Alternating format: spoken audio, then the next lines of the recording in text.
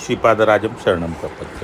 आता काल आपण तिसऱ्या अध्यायाला सुरुवात केली होती आणि तिसऱ्या अध्यायाचा सुरुवातीचा काही भाग आपण पाहिला होता आणि त्याच्यामध्ये कणाद ऋषींचा सिद्धांत हा पळणीस्वामी शंकराला आणि शंकराला म्हणजे शंकर भटांना आणि माधव नंबूद्री यांना समजावून सांगत होते. त्यांनी तो कणाद ऋषींचा सिद्धांत सांगितला. नंतर कुंडलिनीच्या 24 तत्वाबद्दल जी माहिती दिली आहे ती थोडीशी कठीण आहे, त्यामुळे आपण तो भाग तात्पुरता हे करून टाळून पुढच्या भागाकडे जात आहोत. तर पुढे पळणीस्वामी म्हणाले, बाबा शंकरा, मी 10 दिवस समाधीत बसण्याचे ठरविले आहे. दर्शन घेण्याच्या आर्त इच्छेने कोणी भक्त आल्यास माझ्या समाधीत भंग पडू न देता त्यांना शांतपणे दर्शन करवा. साप चावून मृत्यू पावलेले कोणी आल्यास त्यांना मी समाधीमध्ये असल्याचे सांगून मृतदेहास नदीच्या प्रवाहात अथवा जमिनीत पुरून ठेवावे अशी माझी आज्ञा आहे असे सांगावे. श्री पळणीस्वामी बसलेल्या आसनावर समाधीस्थ झाले. मी व माधव दोघे मिळून येणाऱ्या भक्तांना दुरून अत्यंत शांतपणे दर्शन घडून आणत होतो. दर्शनास आलेल्या काही भक्तांनी तांदूळ, डाळ, पीठ हे साहित्य स्वामींना अर्पण करण्यासाठी आणले होते. ते पाहून माधवाने स्वयंपाक करण्याचे ठरविले.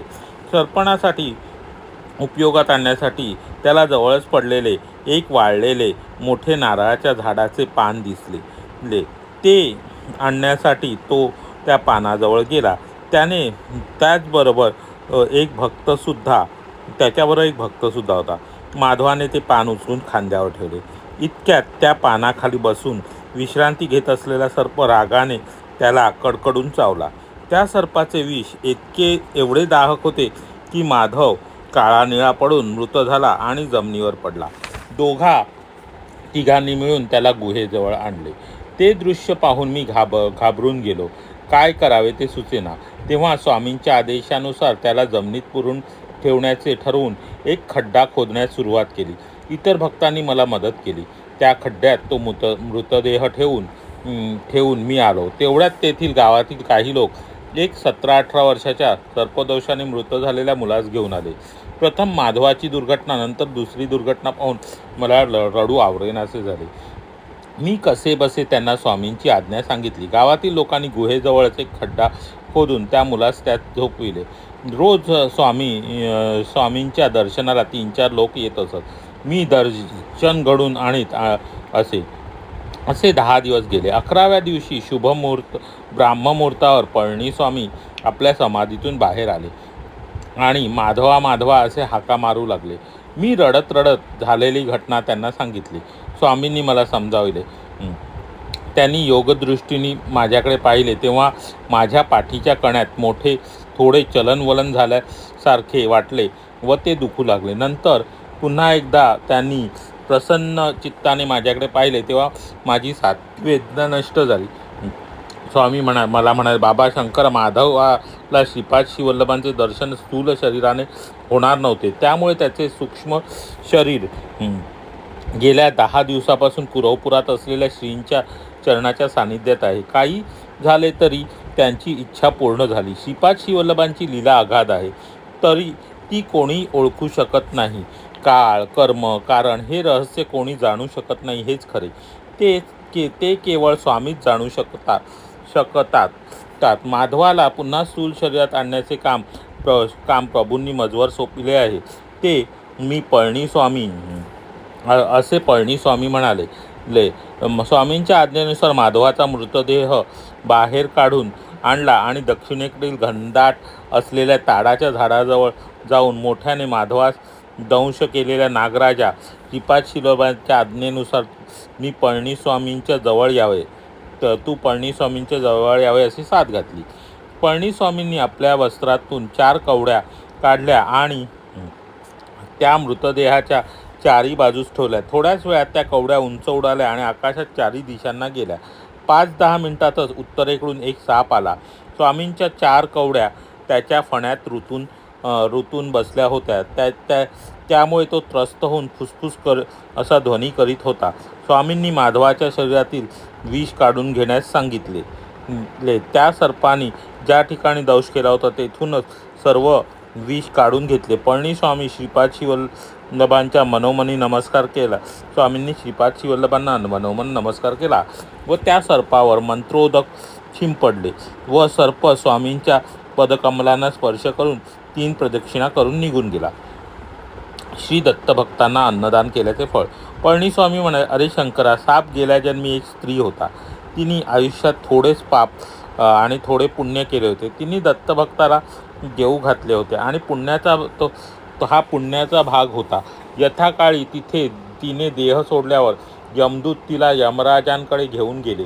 तिला यमराज म्हणाला, तू एकदा एका दत्तभक्तास जेवण दिलेस त्याचे विशेष पुण्य तुला लाभले. तुला पाप प्रथम भोगायचे आहे की पुण्य? ती स्त्री म्हणाली, जे थोडे आहे ते मी प्रथम भोगते. त्याप्रमाणे तिला पापयवनीत सर्पाच्या यवनीत जन्म मिळाला. तिला पापयवनीत सर्पाच्या यवनीत जन्म मिळाला. तिची वृत्ती सर्वांना हानी करण्याची असल्याने जो वाटेत कोणी आडवा येईल त्याला ती चावत असे. ती स्त्री मानव जन्मात रजोगुणी असल्याने तिला केवळ तिच्या जवळ गेलेल्या माधवास तिने दंश केला. तिच्या पूर्वपुण्याने माधवास तिने दंश केला होता. माधव मात्र पूर्वजन्मीच्या पापामुळे मरणासन्न अवस्थेत गेला. कालांतराने श्रीपाद प्रभूंच्या कृपेने त्या स्त्रीची सर्पयवनीतनं मुक्तता झाली. म्हणजे आता इथे बघा कथा कशी सांगितली आहे की आतापर्यंतची कथा आपण नीट समजून घेऊया. की पळणीस्वामींनी नंतर सांगितलं की मी आता 10 दिवस समाधीत राहायचं ठरवलं आहे. त्याप्रमाणे पळणीस्वामी हे 10 दिवस समाधीत गेले आणि त्यांनी समाधीमध्ये बसताना त्यांना माधवाला आणि शंकराला काय म्हणाल, जर कोणी भक्त माझ्या दर्शनासाठी येईल त्यांना माझं दर्शन लांबूनच घडवावे आणि जर कोणी साप चावून मृत झालेले कोणी आले तर त्याचा मृतदेह हा नदीच्या प्रवाहात किंवा जमिनीत पुरून ठेवावा अशी त्यांना आज्ञा दिली. त्यांच्या दिल्यानंतर पळणीस्वामी हे समाधीस्थ झाले.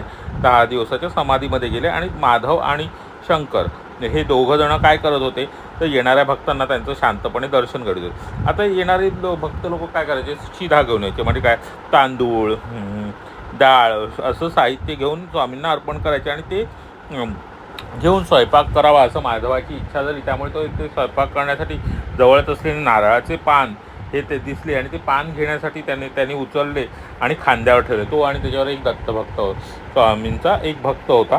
तो दोघं मिळून तिथे गेला. त्याने ते पान ते आपल्या खांद्यावर ठेवलं तर त्याच्या खाली लपलेला जो साप होता तो त्याला रागाने कडकडून चावला आणि त्या सापाचं विष इतकं दाहक होतं की त्याच्यामुळे माधवाचा मृत्यू झाला आणि माधव जमिनीवर पडला. मग तो जो भक्त होता भक्तांनी त्यांना उचलून स्वामींच्या गुहेजवळ आणलं आणि गुहेजवळ आणल्यानंतर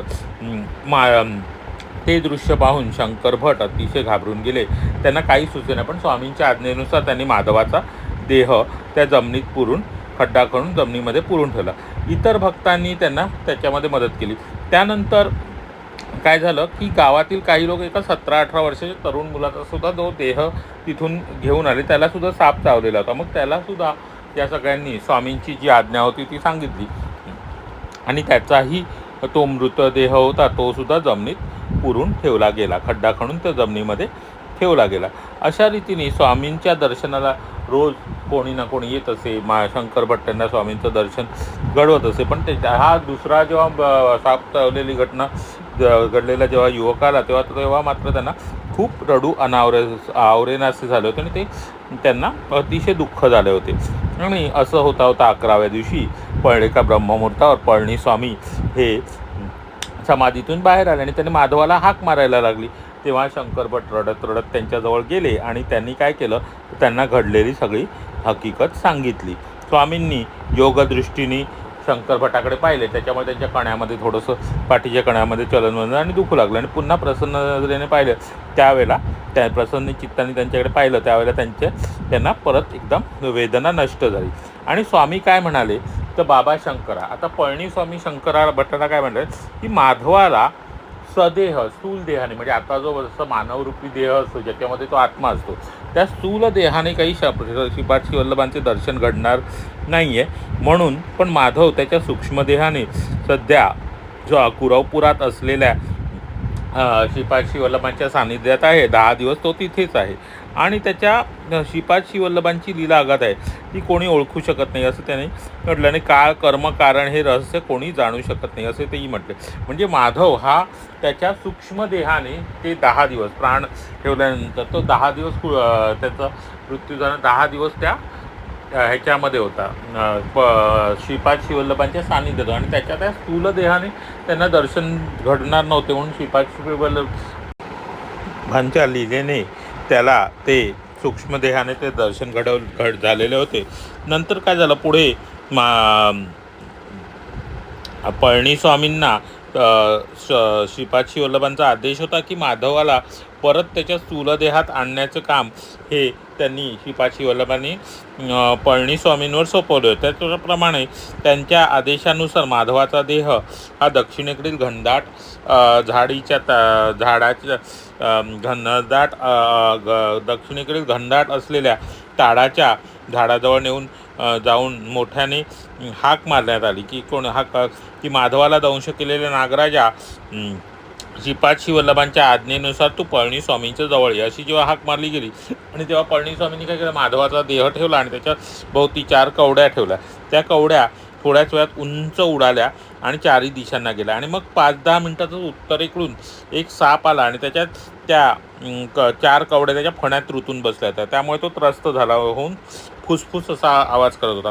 मग स्वामींनी माधवाच्या शरीरातून त्या सापाला विष काढून घेण्यास सांगितलं. तर त्या सापाने जिथे तो माधवाला चावला होता त्याच ठिकाणी परत तिरून त्यांनी ते सगळं सर्पचं विष काढून घेतलं आणि पळणीस्वामींनी मनोमनी नमस्कार करून तो त्या नमस्कार केला त्या सापाने आणि त्या सर्पावर त्यांनी मंत्रोदक शिंपडले आणि मग तो सर्प स्वामींच्या पदकमलांना स्पर्श करून 3 प्रदक्षिणा घालून निघून गेला. आता पळणीस्वामी पुढे काय म्हणाले की हे शंकरा, हा साप हा गेल्या जन्मीची स्त्री होता व त्याने आयुष्यात थोडे पाप व थोडे पुण्य केले होते आणि तिने काय केलं होतं त्या जन्मामध्ये तर एका दत्तभक्ताला जेऊ घातले होते आणि हा पुण्याचा भाग होता. यथाकाळी जेव्हा तिने देह सोडला त्याच्यानंतर यमदूत तिला घेऊन गेले आणि तिला काय विचारलं की तू एका दत्तभक्तास जेवण दिलेस आणि तू पुण्य तुला लाभलं आहे तर तुला पाप प्रथम भोगायचे की पुण्य फळ भोगायचे. तेव्हा ती स्त्री म्हणाली जे थोडे आहे ते मी प्रथम भोगते. त्याप्रमाणे तिला पाप यवनीत म्हणजे सापाच्या यवनीत जन्म मिळाला व तिची वृत्ती पूर्वीच्या जन्मी कशी होती, इतरांना हानी करण्याची असल्याने ती वाटेत जो कोणी आडवा येईल म्हणजे तिची वृत्ती अशी होती की जो हानी करण्याची म्हणजे वाटेत जो कोणी आडवा येईल त्याला ती चावत असेल. ती स्त्री मानव जन्मात रजोगुणी होती म्हणजे अतिशय क्रोधिष्ट तापिष्ट अशी रजोगुणी असल्यामुळे तिने माधवास दंश केला आणि पूर्वजन्मीच्या पुण्यात पण तिच्या पूर्वजन्मीच्या पुण्याईनीच तिने माधवाला दंश केला. माधव मात्र पूर्वजन्मीच्या पापामुळे मरणासन्न अवस्थेत गेला व कालांतराने श्रीपाद प्रभूंच्या कृपेने त्या स्त्रीची त्या सर्पयवनीतून मुक्तता झाली अशी कथा सांगितली आहे. आता माधव पुनर्जीवित आता श्रीपाद श्रीवल्लभांचे नामस्मरण केल्याने काय होतं तर लक्ष्मी, धन, ऐश्वर, समाधान प्रदान करणारे आहे. आता श्रीपाद प्रभूंचे नाम पुढे पळणीस्वामी काय म्हणतात की श्रीपाद प्रभूंचे नामस्मरण हे धन, लक्ष्मी आणि ऐश्वर समाधान प्रदान करणारे आहे. त्यांच्या अनुग्रहितांच्या भाग्याचे काय वर्णन करावे. श्रीचरणांच्या अनुग्रहाने 10 दिवस जमिनीत पुरलेल्या माधवाच्या शरीरास काही झाले नाही. त्याला प्राणदान करणाऱ्या श्रीपादांची करुणा, दया, भक्तिप्रेम हे शब्दांनी वर्णन करता येणार नाही. तर आता श्रीपाद श्रीवल्लभांच्या दयेमुळे माधवाचा देह जरी 10 दिवस जमिनीत पुरून ठेवलेला असला तरी त्याला काहीच झाले नाही आणि श्रीपाद श्रीवल्लभांचीच ही काय करुणा आहे, दया आहे की आणि त्याचं वर्णन शब्दात करता येणार आहे. माधवामध्ये चैतन्य येऊ लागले. त्याला तहान लागल्यामुळे त्यांनी पाणी मागितले. तर माधवामध्ये काय झालं त्याच्यानंतर माधवामध्ये जेव्हा सापाने विष ओढून घेतल्यानंतर माधवामध्ये चैतन्य येऊ लागले आणि त्याला तहान लागल्यामुळे त्यांनी पाणी मागितले आणि पळणीस्वामींनी त्याला समजावून प्रथम तूप पिण्यास दिले व ते घेतल्यानंतर फळांचा रस दिला आणि थोड्या वेळाने पाणी दिले. आता बघा माधव जेव्हा शुद्धीवर आला आहे तेव्हा पळणीस्वामींनी त्याला काय दिलं आहे तर प्रथम त्याला तूप पिण्यास दिले नंतर मग त्याला फळांचा रस दिला व थोड्या वेळाने पाणी दिले. माधव पुनर्जीवित झाल्याने आमच्या आनंदाला सीमा राहिली नाही. म्हणजे शंकर भट काय म्हणतात, जेव्हा माधव पुनर्जीवित झाला तेव्हा सगळ्यांच्या आनंदाला सीमा राहिली. माधवाने आपला अनुभव सांगण्यास सुरुवात केली. आता पुढे माधवाने आपला अनुभव सांगण्यास सुरुवात केली. मी सूक्ष्म शरीराने कुरवपुरात पोहोचलो आणि श्रीपाद श्रीवल्लभांचे दर्शन घेतले. श्रीपाद श्रीवल्लभ अजानबाहू आहेत. त्यांचे नेत्र विशाळ आहेत. त्या नेत्रामध्ये जीवाच्या प्रती करुणा, दया, प्रेम निरंतर प्रवाहित होत असते. मी स्थूल देहधारी नसल्यामुळे तेथील स्थूल देहधारी भक्तांना मी दिसत नव्हतो. श्रीपाद श्रीवल्लभाने कुरवपुरातील ज्या द्वीपाच्या त्या द्वीपाच्या मध्यभागी जा अशी आज्ञा केली. मी श्रीपाद श्रीवल्लभांचे नामस्मरण करत त्या द्वीपाच्या मध्यभागी खोलामध्ये गेलो.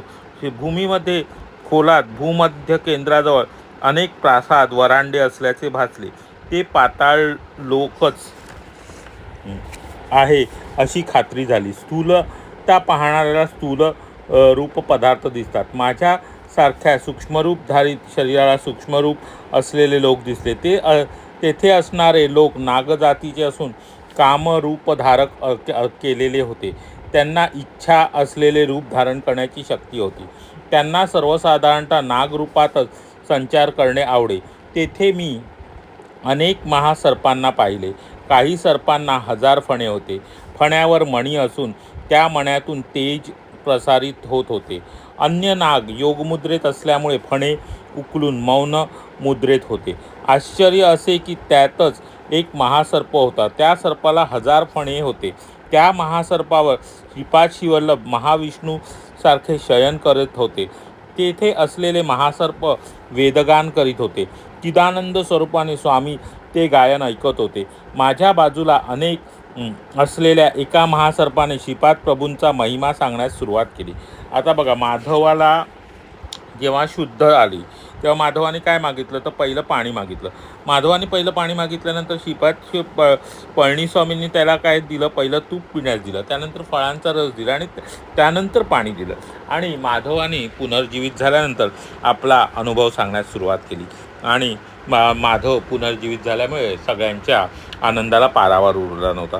आणि माधव काय म्हणाला, मी सूक्ष्म शरीराने कुरवपुरात पोहोचलो होतो आणि श्रीपाद श्रीवल्लभांचे दर्शन घेतले. म्हणजे श्रीपाद श्रीवल्लभांचे दर्शन हे माधवाला आता सूक्ष्म शरीराने झालेले होते ते. आणि त्यांनी श्रीपाद श्रीवल्लभांचं वर्णन केलं की श्रीपाद श्रीवल्लभांचे नेत्र हे विशाल आहेत. त्यांच्या नेत्रामध्ये काय बघा, त्यांच्या नेत्रामध्ये काय आहे तर भरलेलं आहे तर करुणा, दया, प्रेम हे निरंतर प्रवाहित होतं असं त्यांनी श्रीपाद श्रीवल्लभांचं वर्णन केलं आहे. बघा किती अहोभाग्य आहे. श्रीपाद श्रीवल्लभांचं दर्शन त्या माधवाला सूक्ष्म देहाने झालेला आहे तोच. आणि माधव पुढे काय म्हणतात की मी स्थूल देहधारी नसल्यामुळे ते इतर भक्तांना, म्हणजे तिथे कुरवपुरात जे स्थूल देहधारी होते त्यांना ते दिसतच नव्हते. श्रीपाद श्रीवल्लभांनी नंतर पुढे काय केलं की कुरवपुरातील त्या द्वीपाच्या मध्यभागी जाण्यास माधवाला आज्ञा केली. आणि त्यांच्या आज्ञेप्रमाणे जेव्हा ते मध्यभागी गेले तेव्हा त्या द्वीपाच्या मध्यभागी गेल्यानंतर त्यांना भूमीमध्ये खोल असं भूकेंद्राजवळ एक बरेचसं प्रासाद, वरांडे, राजवाडे या स्वरूपात त्यांना दिसलं. आणि ते काय होतं तर पाताळ लोकच होतं. आणि याची त्यांना माधवाला खात्री पडली. स्थूल पाहणाऱ्याला स्थूल रूप दिसतं, पण माधवाचा देह आता कसा होता सूक्ष्म रूपात असल्यामुळे त्याच्या त्या सूक्ष्म शरीराला तिकडचे सगळे सूक्ष्म रूप असलेले लोक दिसत होते. आणि ते सगळे लोक कोणते होते तर नागजातीचे होते. आणि त्या नागजातीच्या लोकांना कामरूप धारण करण्याचा, म्हणजे इच्छा असलेले रूप धारण करण्याचा अशी शक्ती होती त्यांना सर्वसाधारणतः. आणि त्या सगळ्यांना काय सर्वसाधारणतः नागरूपातच संचार करण्याची आवडच आहे. त्याच्यामुळे तेथे त्यांना माधवाला काय अनेक प्रकारचे साप दिसले. काही सर्पांना 1000 फणे होते. त्या फण्यांवर मणी असून त्या मण्यातून दिव्य तेज असं प्रसारित होत होतं. अन्य काही नाग हे योगमुद्रेत होते, त्यामुळे ते अगदी मौन मुद्रेत, म्हणजे अगदी शांतपणे असे मौन होते. आश्चर्य म्हणजे त्यात एक महासर्प होता. त्या महासर्पाला काय होते 1000 फणे होते. आणि त्या महासर्पावर श्रीपाद श्रीवल्लभ विष्णूंच्या प्रमाणे शयन करीत होते असे माधवाला दिसले. आता बघा किती सुंदर दृश्य. आता श्रीपाद श्रीवल्लभ म्हणजेच विष्णूचं रूप आहे आणि ते सर्पावर, त्या महासर्पावर शयन करीत आहे तसं त्यांना दिसलं. आणि तेथे असलेले सगळे महासर्प काय करत, वेदगान करत होते. चिदानंद रूपाने स्वामी ते गायन ऐकत होते. म्हणजे कोण, श्रीपाद श्रीवल्लभ ते गायन ऐकत होते. आणि माधवाच्या बाजूलाच असलेल्या एका महासर्पाने दत्तांचा महिमा सांगण्यास सुरुवात केली होती. तो म्हणाला, दत्तप्रभू हे नेपाळ देशातील चित्रकूटातील अनुसूया पर्वतावर अत्री अनुसूयेच्या पुत्ररूपाने पूर्वयुगात अवतरले. ते अवतार न संपवता सूक्ष्म रूपात नीलगिरी शिखरावर, श्रीशैल्य शिखरावर, शबलगिरी शिखरावर, सह्याद्रीमध्ये संचार करीत असतात. त्यांनी नाथ संप्रदायातील गोरखनाथाला योगमार्गाचा उपदेश दिला. ज्ञानेश्वर नावाच्या योग्याला खेचरी मुद्रेत बसलेल्या निराकार योगी रूपात दर्शन दिले.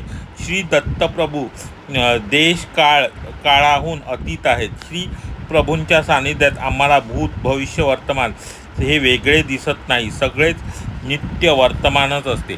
आता बघा त्या नागाने काय वर्णन केलं तर दत्तप्रभू हे नेपाळ देशात असलेल्या चित्रकूटातील अनुसया पर्वतावर अत्री आणि अनुसयाच्या पुत्ररूपाने त्यांनी पूर्वयुगात अवतार घेतला होता. ते अवतार न संपवता नंतर काय झाले, सूक्ष्म रूपामध्ये सगळीकडे भ्रमण करायचं. कुठे तर नीलगिरी पर्वतावर, श्रीशैल्यावर, शबलगिरी शिखरावर, सह्याद्रीमध्ये संचार करीत असतात. त्यांनी नाथ संप्रदायातील गोरखनाथाला सुद्धा योग मार्गाचा उपदेश दिला. आणि ज्ञानेश्वर नावाच्या योगाला, म्हणजे आपले जे ज्ञानेश्वर आहेत त्यांनी खेचरी मुद्रेत बसलेल्या निराकार योगी रूपात सुद्धा दर्शन दिलेलं आहे. दत्तप्रभू हे देश काळ याहून अतीत आहेत असं तो सांगतो. म्हणजे देश काळ सगळं याला अतीत आहेत ते. म्हणजे इथे काय वर्णन केलं, दत्तप्रभूंचे रूप हे असं कोणत्या एखाद्या देशाकरता काळाच्या या सगळ्याच्या अतीत आहे. ते कधीही कुठेही भ्रमण करू शकतात. म्हणजे भविष्यात, भूतकाळात कुठेही ते भ्रमण करू शकतात असं त्यांनी इथे सांगितलेलं आहे.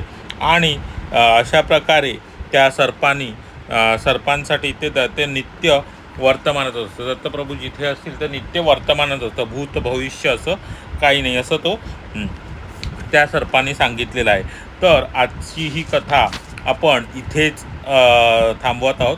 पळणीस्वामींच्या आज्ञेनुसार पुढे काय घडलं, पळणीस्वामींच्या आश्रमात पुढे काय घडलं हे आपण आता पुढच्या भागात पाहू. 3रा अध्यायाचा पण थोड्याशा अगदी शेवटाकडे आलेलो आहे. आणि पळणीस्वामी पुढे कोणत्या नवीन देहात कसा प्रवेश करतील आणि काय होईल ते आपण पाहणार आहोत. तर आजच्या कथेवरचा प्रश्न असा आहे की माधवाला स्थूल देहाने दत्तप्रभूंचे दर्शन होणार नव्हते, म्हणून मग त्यांनी ते दत्तप्रभूंचे दर्शन कसे घेतले. आणि दुसरा प्रश्न आहे की माधव जेव्हा पुन्हा जिवंत झाले, पळणीस्वामींनी माधवांना जिवंत केल्यानंतर पळणीस्वामींनी माधवाला पाणी मागितले, तेव्हा शुद्धीवर आल्यावर पळणीस्वामींनी त्याला पाणी न देता प्रथम काय काय दिले, असं हा होता प्रश्न आहे. तर तेच आहे. तर दोन्ही प्रश्न नीट ऐका. माधवाला सूक्ष्म देहाने स्थूल देहाने स्वामींचे दर्शन, श्रीपाद श्रीवल्लभांचे दर्शन होणार नव्हते, मग त्याला ते दर्शन कशा रूपाने झाले. आणि दुसरा प्रश्न आहे, माधव पुनर्जीवित झाल्यावर पळणीस्वामींनी पाणी मागितल्यावर त्याला काय काय दिले. हे 2 प्रश्न आहेत. तर या दोन्ही प्रश्न आजच्या कथेवरच्या हे 2 प्रश्न, त्याचं उत्तर आपल्याला द्यायचं आहे. उद्या आपण परत पुढच्या भागाला सुरुवात करू. श्रीपादराजम शरणप्रपद्ये, श्रीपादांचा जय जयकार असो. धन्यवाद.